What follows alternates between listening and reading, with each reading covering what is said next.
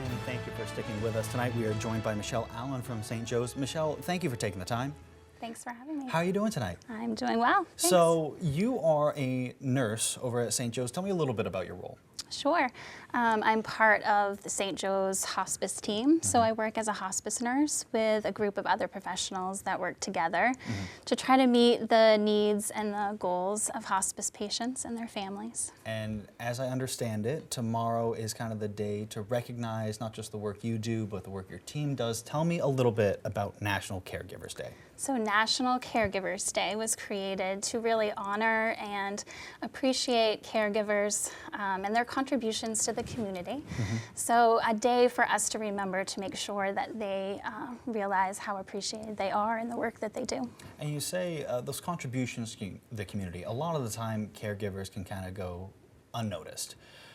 Tell me about some of the work that might go into this that a lot of people don't know about. Right. So a caregiver is really anyone who is providing care to someone who has an illness or a condition, a disability, and they can't meet their basic everyday needs. And so they're really there to help them perform their basic tasks of their day, bathing, dressing, help with their home, medications, and so they're quite valuable. And there's many different types of caregivers. So there's professional caregivers like the team that I work with for hospice, but there's family caregivers, people that are caring for their loved one at home. And tomorrow is a day to recognize all of those people. Right. Tell me about that day. Why is it important that these people get the recognition they deserve? They're quite valuable. So a National Caregivers Day was really created to make sure that we take the time to make sure that caregivers that might feel overwhelmed or isolated because of the responsibility and the role that they have taken on as a caregiver, that we make sure that we encourage them to do good self-care, that we make sure that we do say thank you to them, providing just, help with a task or a little bit of our time, offering, just words of thanks, a note or a card.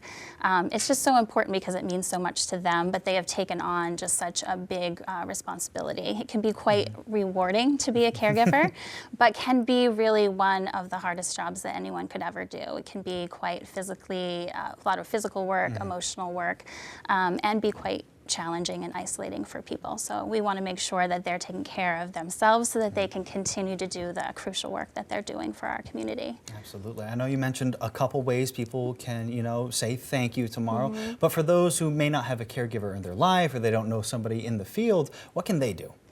Well, I think that caregiving is really universal to all of us. I think most of us know someone who is a caregiver for someone or them themselves needs a caregiver. So I think that just reaching out to those that we know do that crucial work to say thank you. Our community really gets a lot out of the work that caregivers do. So just taking the time to appreciate that. All right. Well, Michelle, thank you so much for taking the time and joining us tonight. We'll have this on our website later tonight, and after the break, we will have your full 5-day forecast.